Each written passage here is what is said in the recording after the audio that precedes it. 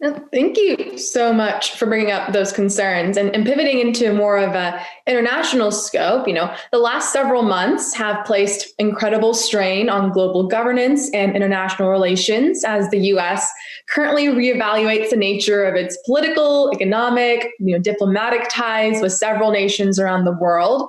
And one such nation is China, which has become the focus of a variety of controversies regarding its political interventions in Hong Kong and human rights abuses. From your perspective, what should the US aim to achieve with the future US China foreign policy decisions? And what actions should the US take going forward to address China's human rights violations in Hong Kong? I have family in Hong Kong. I feel some of this stuff very personally, like I'm sure many of you do. And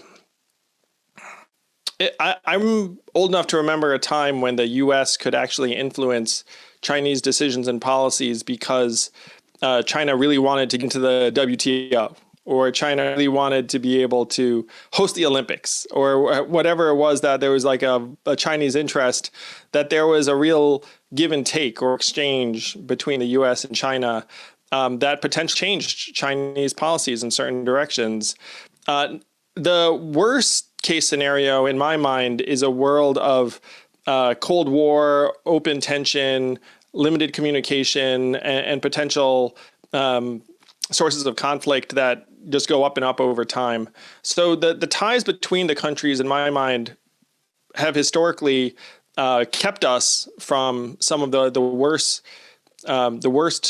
tensions or conflicts that we've seen in periods of the past. And you're never going to be able to get your arms around climate change, AI, future pandemics, North Korea, if the US and China don't have at least some means of collaboration and communication. So that, to me, should be the US goal, is to stake out vital American interests and stake out human rights concerns and abuses that we should consider core to our own interests, and then say to China, look, here are the things that you want.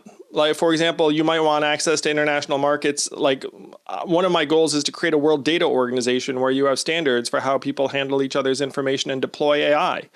And so we could do something that's analogous to what happened with the WTO before, because one of China's great interests right now is getting access to foreign markets for their technology exports. And so if you could bring to bear a global framework that actually can make China think about some of the abuses in the context of their other goals, then you can make real progress on their treatment of the Uyghurs, on the treatment of Hong Kong, and other abuses that, in my mind, we should have front and center in our considerations as a country ourselves.